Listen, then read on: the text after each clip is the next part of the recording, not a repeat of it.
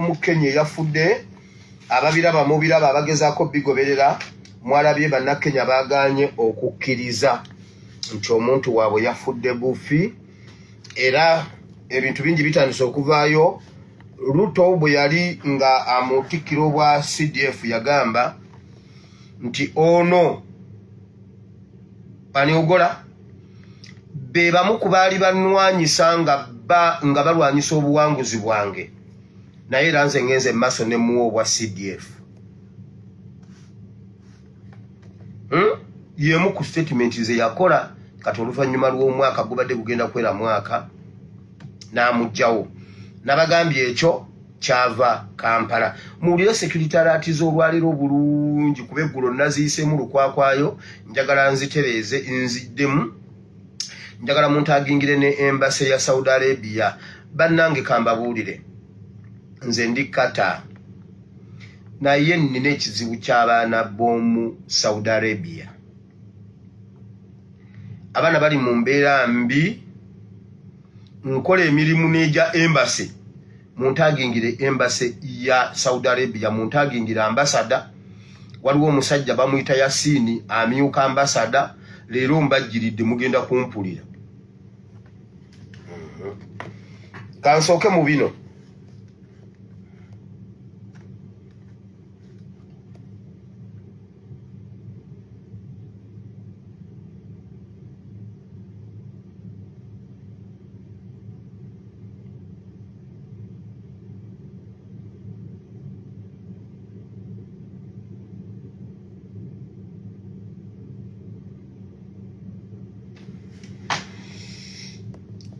najje ennaku ezo nemponinga ku Geno we Uganda agenda okufa ng'omusaayi gwesibye agenda kuggwamu omusaayi oba omusaayi gwesibe. Bw'obanga oli omu ku bajjeno b'omu Uganda ng'olina omusirikale gw'omanyi gwe bayita Mpumura nga bamuyita Mpumura Patrick. Mpumura Patrick ye yakakasiza Museveni nti nno Geno yalidde obutwa. Assassination plan zonna ezibadde zigenda mu maaso mu magye g'e Uganda bagenda ziyimiriza olwa Geno wa Kenya yafudde. Bagamba bwe bakolayo assassination endala ennene mu Uganda nga neye Kenya ekyabatagaza. Okimanyi ba Museveni mujjukira nga mbagamba nti mu kufa kwa Kigundu makinga sure nti bakweka amawulire ga Kigundu n'olwaliro tetumanyi oba Kigundu yaziikibwa oba teyaziikibwa. Kati olwa Geno wa Kenya assassination plan zonna ezibadde mu bajjeno ba Uganda zigenda kuyimirira okujjako Geno ye yalidde obutwa bwe baprogramize nga bugenda kusiba omusaayi oba guggwemu. Omusajja bamuyita oba Nkahumura oba Mpumura Patrick ye yakakasiza Museveni ali ku gundi ya Kopolo ye yakakasiza nti nno Geno walidde obutwa kati tetunnamanya Geno ani naye sitiru tukyakigoberera tulabe nga tukiggusa. Gwe nkumaze. Oluvannyuma lw'okutta Geno we Kenya ba Museveni bagenda kuleeta elementi y'okutabangula East Africa. Bagala okuzimba ekintu mu bantu ba East Africa. Bagenda tandika propaganda ono agenda kusibuka mu Uganda ne Kenya nti abazungu bakwatiddwa ennugu olwa East African Community.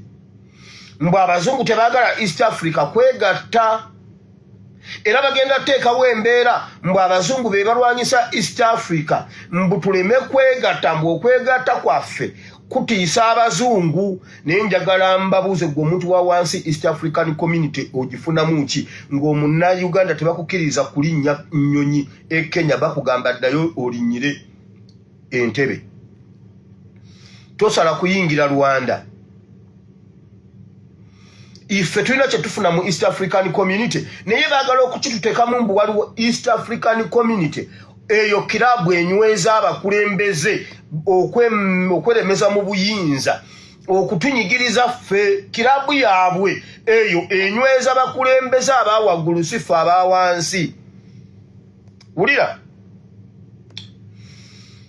bagenda kutuula gambu East Africa etiisiza nnyo abazungu era baagala kukiteeka nti abazungu bakozesa His Excellency Kyagulanyi okutabangula East African Community. Era ekintu ky'ennyonyi eyo bagenda kukola okunoonyereza ey'e Kenya bamalirire nga bagamba mulimu omukono gw'abazungu mu kutta Jeno oyo. Olaba bali mu kutagala musimanyi bagikubye gurunedi bagamba ate nedda byonna bibalemye okugira mbagambye akabano ke kasse Jeno oyo kali mu Kenya kayingira mu Kenya ku mulembe gwa Kibaki.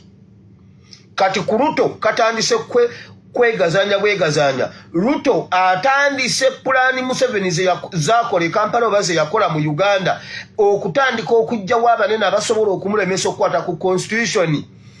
Kubanga Ruto ayagala kweremeza mu buyinza. Ruto ayagala kufuga Kenya nga Museveni bwafuga Uganda. Banna Kenya mubabuuse ng'obudde bukyali nti bo bafunye omukisa nti bo babuusiddwa ffe tetwafuna atubuusa. Ebyo nja bigendamu nga ngenda mu politics.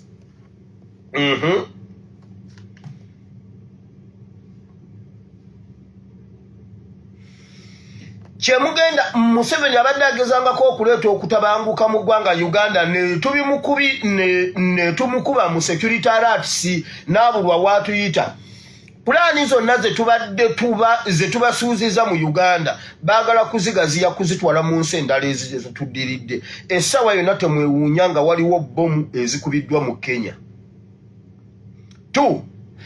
Mu bitundu by'ekyenjojjo bagenda kukwatirayo uniformu z'amagye g'e Rwanda.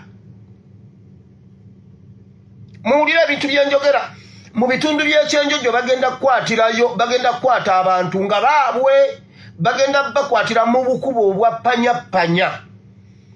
Naye bakwate uniformu z'e Rwanda nga nnyingi ez'amagye g'e Rwanda ng'era kuliko ne fulaga ya Rwanda nga bwebeera wano. Owulira bulungi bagambe mbu waliwo akabinja k'obuyeekera akatandise mu Rwanda. Era mu biseera bitono nnyo Rwanda yeekube, Kagame yeekube. Kagame agenda kutega bbomu mu Rwanda. Bbomu ezo zita abantu mu Rwanda zikonfaminge nti bakwata uniformu za Rwanda mu ggwanga lya Uganda nti waliwo akabinja akaagala okuyeekera Rwanda naye nga kasibuka mu Uganda. Naye mu byambalo ebyo bye bagenda okukwata ebyo uniformu z'e Rwanda mugenda kubaamu ne uniformu eza nuupu okukakasa okwongera okukakasa nti abazungu bakozesa His Excellency Kyagulanyi okutabangula East Africa nti be batabangula Rwanda be batabangula ne Kenya. Kubanga security alert ze tuleeta mu Uganda zimulemesezza naye ate ne mu Uganda bateesa okukuba mu bbomu. Museveni ateesa okukuba bbomu essaawa yonna okuva leero mu Uganda naye nga bagaziyizza.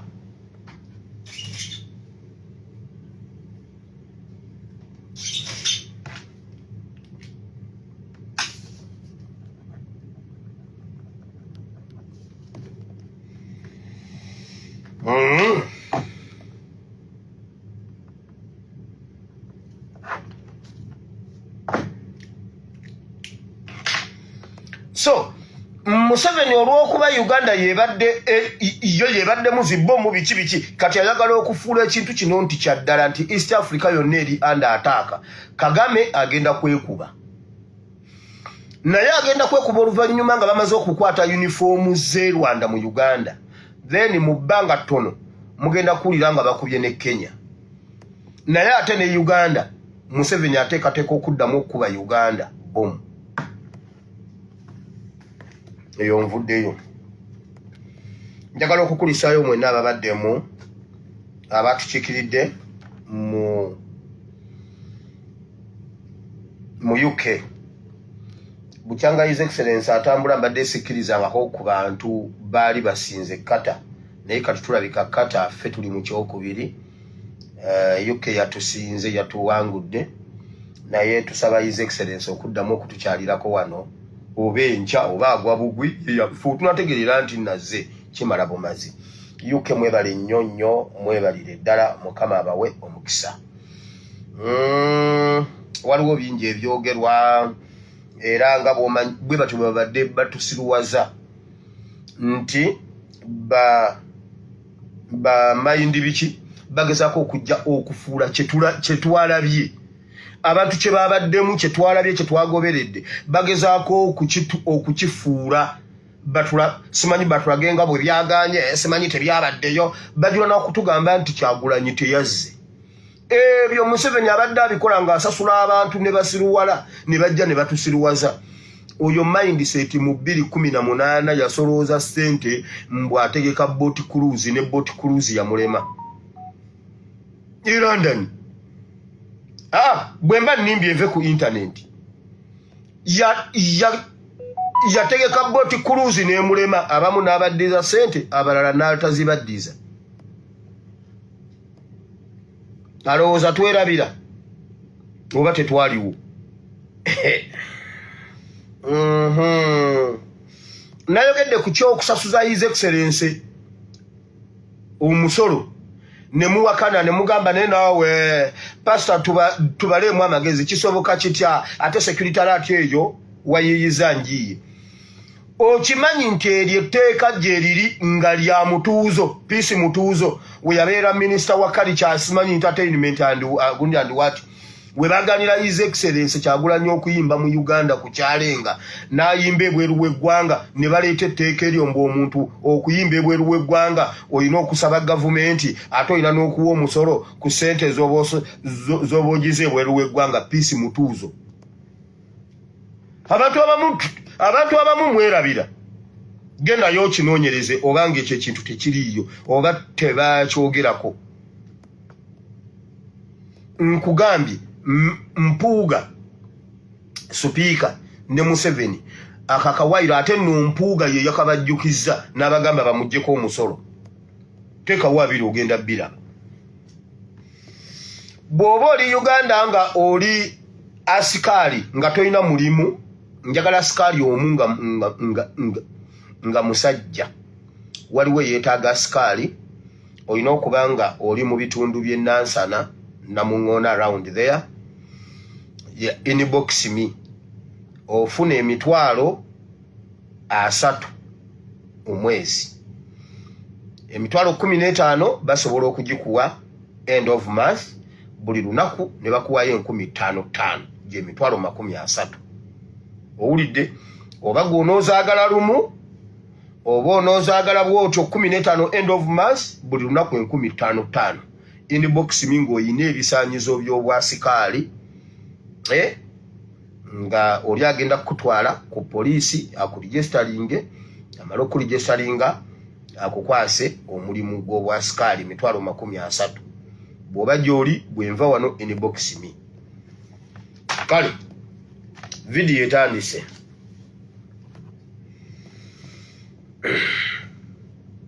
Kuba ziri secretariat mbadde nnyonnyola secretariat ez'eggulo zabadde za ggulo n'olwokuba wabaddeyo ekigambo nenza outlininga ne sizigenda mu details. Njagala okwebaza abantu b'e Canada mwakoze omulimu ogw'amaanyi ennyo. Wisdom Kaye webale nnyo ne ttiimu yonna nga bwe mwabadde Mukama abawe omukisa. Kojja omugezi nange kojja omugezi wano nawakola ki nawakuli presenting ekata. So webale nnyo watukoze obulungi obutayogerekeka. Buli we tubeera ffe aba social media tubeera well represented. Pengepenga ali eyo bye yalabye abinyumya naye mwenna kyenkyabasinga nze natuula mu benzi. Naye mwebale nnyo Penge kojja omugezi Governor S. So mwebale nnyo mwebalire ddala. Chuma cha Yesu ne Wisdom Kaye kyemwakoze Canada kyamaanyi nnyo. Namwe ab'omu USA okwekalakasa okwo ku nguudo enguudo za America za diaspora okuzistorminga kitiisa nnyo dictator. Ekirala mukimanye baliida baffe baali batumalamu amaanyi mu diaspora abamu ku bo baalya ekyo nkyogera sikirumamu abamu ku bo baalya Museveni baali omusimbi gwe asobole okutwebasa kati mu abantu mwekolemu omulimu temussa mukono buli omu akole kyalina okukola. 1 njagala okwongera okubakakasa ate nga si kubasudiya okubabuulira amazima. Bannayuganda tetugenda genda mu kalulu ka 2026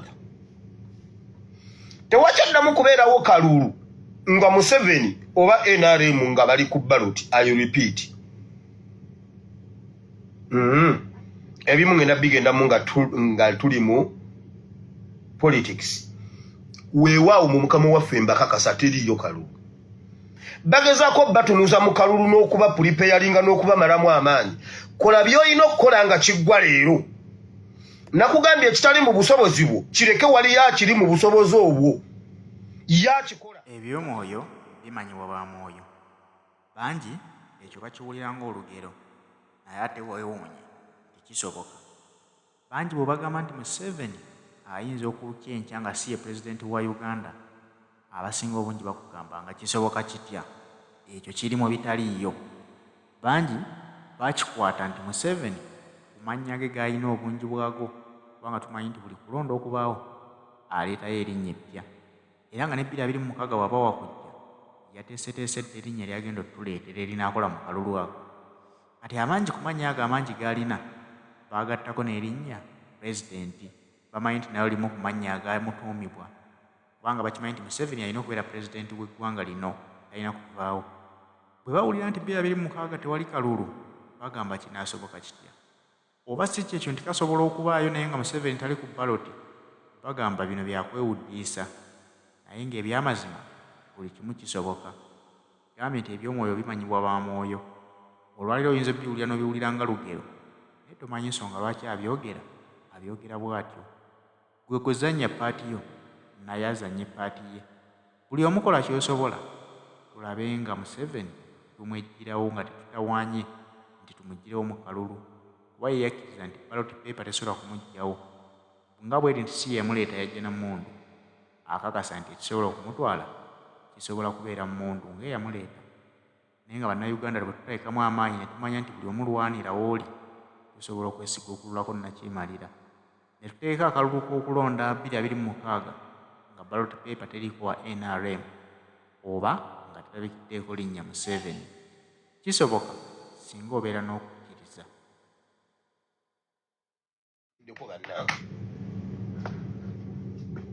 Kaakati gwe kola ekyo nejje naakola gwe kyotasobola kukola. Kati kambabuulire buli omukola kyolina okukola, ebisigadde ngenda bigenda mu maaso awo.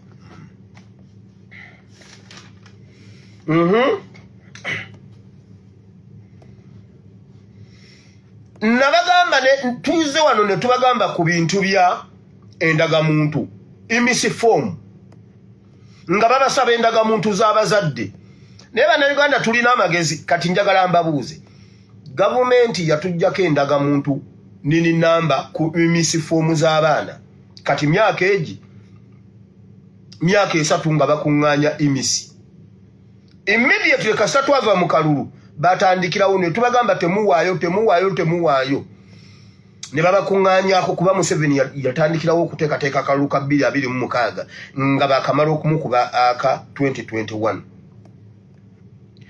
Ne babalimba mbu imisifomu ezo abaana bamwe bagenda kubakolera national ID ab'amasomero.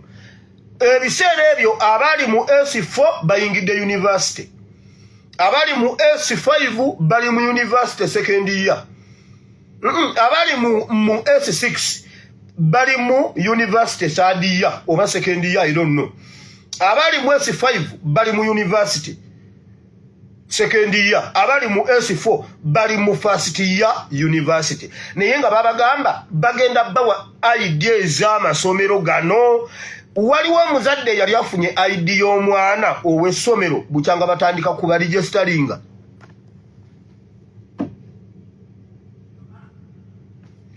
Waliwo yali afunye student ID. Wabula buli kantu kati baleese tteeke.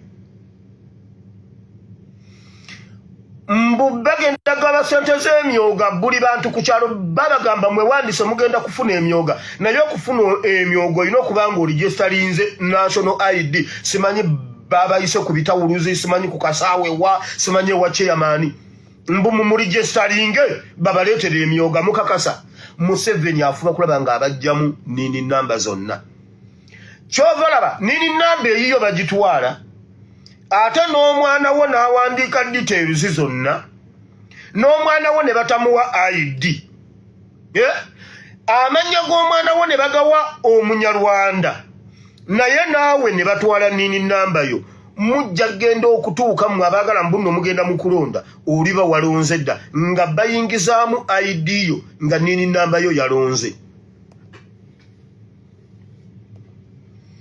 bwe muba mwetegekera kalulu nga ke mwagala okugendamu oligenda oteekamu nini namba nga bakulaga omaze okulonda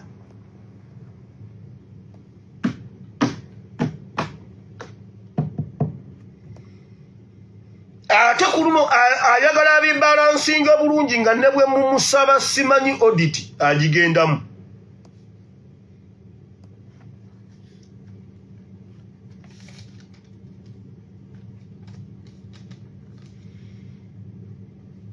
najja ne mbagamba ku misolo ID saabagamba ku sente z'okusasula ku ID mulabye ekiwandiiko ekyafulumye mu nnira buli muntu yenna ID yobweggwako mbw'olina okugiripootinga ng'ebulayo emyezi 2 jjukira kigenza okufuluma ng'abantu bangi ffenna nini namba zaffe zaggwako wabula bagambye ID yeggwako nini namba yo eri rikalingi bagiteeka ku ID empya naye bagambye bwe bati bw'olipootinga nti ID eweddeko ng'emaze okuggwako emyezi 2 giri nga gimaze oyitawo buli lunaku lw'omala nga tewalipootinga olusasulira emitwalo 4 okukuwa nini namba empya abamu nini namba zaggwako 2023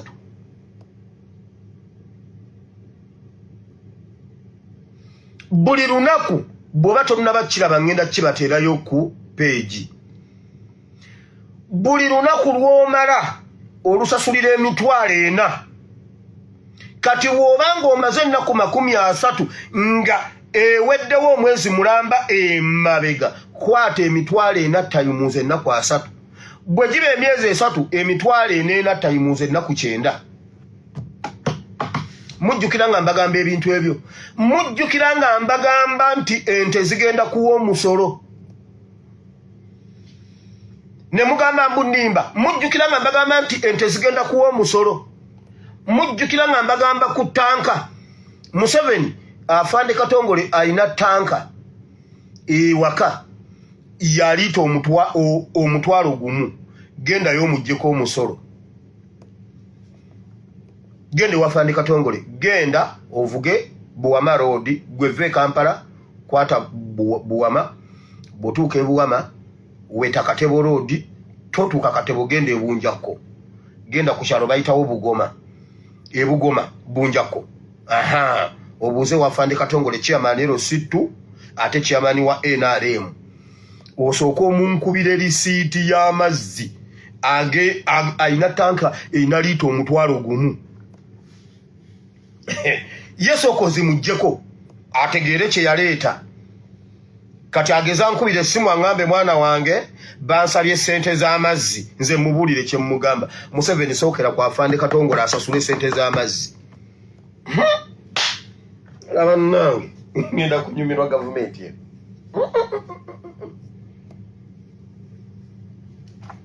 anti ye chairman w'NRM ayina tanka ya mutwalo gumu yo njagadde nsooke muwaabire ng'obudde bukyali kuba talina gwagenda giteeka teyingira mu nnyumba tejaamu era ogenda gisangawo ya liita mutwalo mulamba buli liita agisasula ennusu omutwalo gumu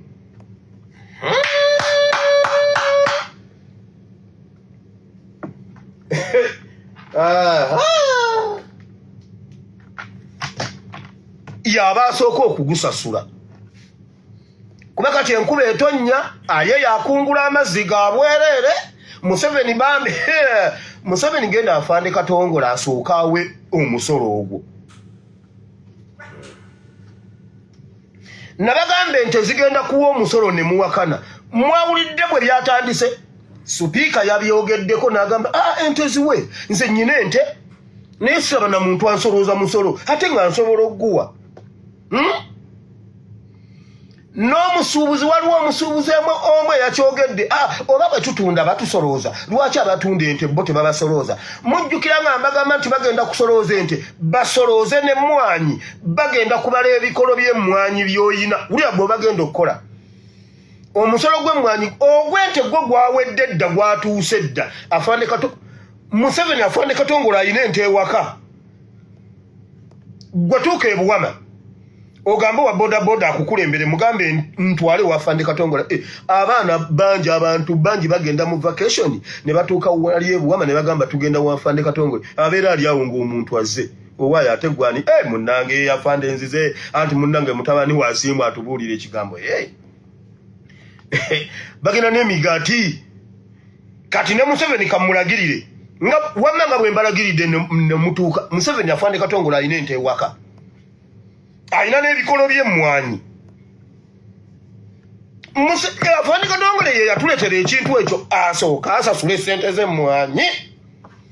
Nali ndayidde omutaasa ku musolo gw'emmwanyi naye njagala mu Uganda yaba asooka okuguwa. Emundu yaabwe baagitwala takyalina bwe yeerwanako. Wulira bwe bagenda bakola ku mmwanyi bagenda sooka baleete abalimisa. Ebintu bino bigenda kusooka kuyita mu Buganda Kingdom.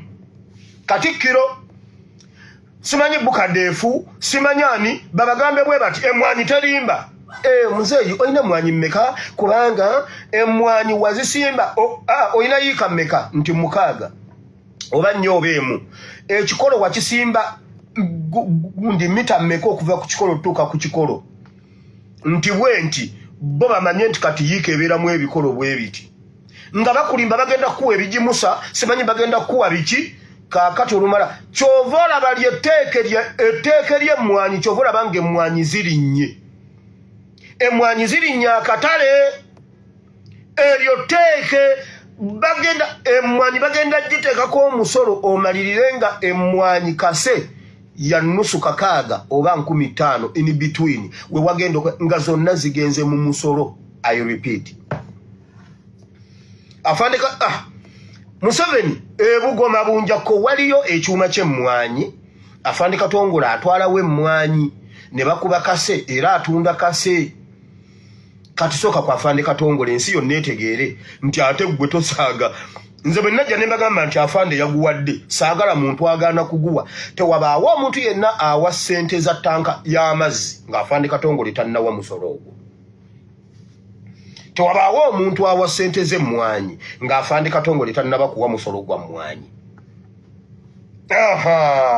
Kaakati bafaafaagane naye ajja kuba omuntu omusekuzo ku mutwe omusolo gujja kukomaawo. Bwe kinaaba si kyekyo bw'anaaguwa mwenna muguwe. If not ajja kunyiga omuntu omusolo gujja kukomaawo.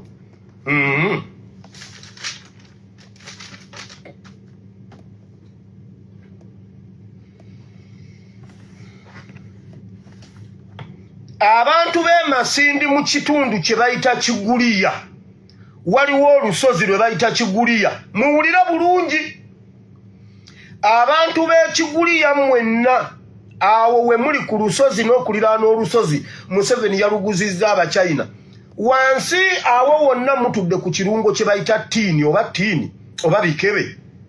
Tiini si kikebe, waliyo ebikebe wansi eyo, waliyo Tiini oba ye tiini waliyo Golodi atalinaalina. Era mugenda kutandika okuwulira enkayana z'ekitundu kye bayita Kivuliya. Oba Kivuliya oba Kiguliya. Nze okusinziira ku Mpuma satellite ninga yawulidde Kiguliya. Kati bwe kiba Kivuliya nga ddala gyekiri babatunze mwenna. Era awo bawaddewo Abachina. Kuba wansi waliyo ebikebe, simanyi babikebe bya China nno. Eriyo ekirungo bakiyita Tiini. Waliwo omuntu bamuyita Tiini. gwali wansi eri mu kivuli yasimanyi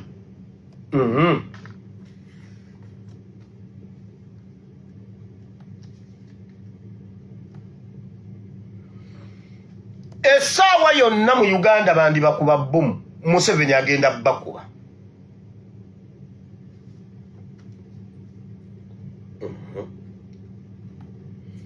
waliwo akantu wano ke mbadde njagala okwogerako katono obudde bannange nyina ekigambo kya Katonda nyina politics nalabyeko obufere bw'abasumba ndabye obufere bwa Kayanja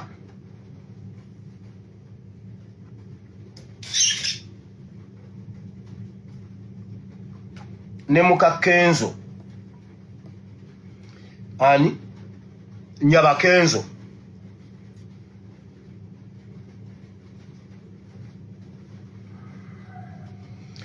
yagende wa Kayanja nawo obujulizi mbwakulidde wa Kayanja mukazi mulokole mukazi wa maanyi mulokole buli kimwe kibadde kimutukako nga Kayanja amuwa obunnabbi era bwe yagenda mu byokwesimbawo yamusabira n'ayitamu n'akomawo n'amulagula n'amugamba genda bakulonde ku bwa minisita ogenda kuba minisita era n'akomawo n'agamba Mukama yamuwadde obwa minisita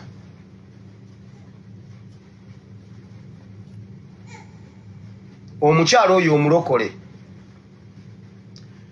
Katonda n'amuwa obwa minisita naye n'amuwa omusajja omusiraamu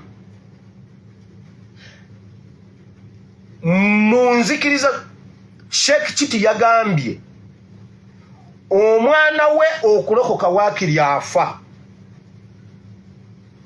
nti yagamba Magoba Haji Magoba omwana oyo okufa waliwo ekyabadde kiyinza okujja ekisingakaawo n'amubuuza ye Sheikh Kiti waliwo ekisingakaawo n'amubuuza kyewandyagadde ye mwana ogw'eddalu n'agenda ng'ayita buswa ne bagamba oyo muwala wa Haji Magoba nti aa wabadde oyagala alokoke nti awo waakiri afa omusiraamu kimulumira ddala omwana we okufumbirwa omulokole era ne Qur'ani tekkiriza nkugambye abo abasajja bamasheeki omwana we bw'alokoka obanga aleeta omusajja omulokole n'alemerako era mufunayo relative omulala gy'oyanjulira n'ebintu byo tabikwata tabiryako kati nze mbuuza Kayanja naawe gwe muwala gwe gundi Nyabakenzo Katonda gw'ogamba n'akukolera ebyo byonna n'akuwa n'obwa minisita mbu tewali yakulikomendinze wabadde tobitegedde eyabikugamba yayimira mu Amerika nakubira essimu mbu bakuwadde obwa minisita obwo bulimba Katonda n'akuwa ebyo mu balokole tewaliyo musajja Mukama yabuuza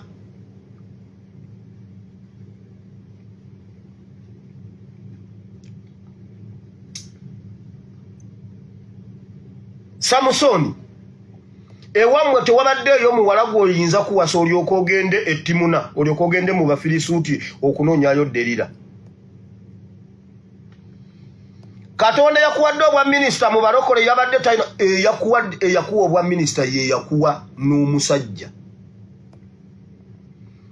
balyoke bagende bakuwoowe mu muzikiti gw'omukyalo omulokole Katonda gwe yawadde obwa minisita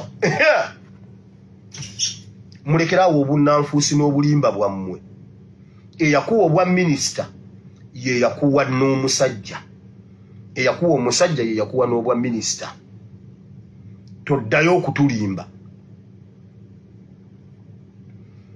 era Kayanja ne Sserwadde oyo emirundi mingi beewaana nti Museveni bw'aba akola rishafo oba ng'agenda olonda cabinet asooka babuuza ne balikomendinga abantu ab'okuwa ebifo era nkugambye olw'okuba akubira abalokoli abo abasumba n'amugamba mpaayo bba abantu boyagala mu cabinet 3 oba 4 oba 10 n'agamba abakatuliki nammwe mu mpa abammwe n'abaprotestant nammwe mu mpa abammwe okusobola okubanga ngenda kujja okwogera ku nkwaso za sitaani mu maaso awo wendaga ngenda kubigira nga bw'olaba ambuliko kodi ekirira kya maama n'omwana Museveni buli muntu ekkanisa ekirira kyayo kiri wa Museveni oba ekirira kya Museveni kiri mu church. Ekirira kya Museveni kiri mu mizikiti. Ekirira kya Museveni kiri mu bwakabaka bwa Buganda oba mu bwakabaka bwonna mu Uganda. Ekirira kya Museveni kiri mu business fraternity mu Uganda. Ambuliko kodi yeri eno era ffe twekutula ku kirira kya Museveni. Era mu Bayibuli mu ebiri tugenda bisomako.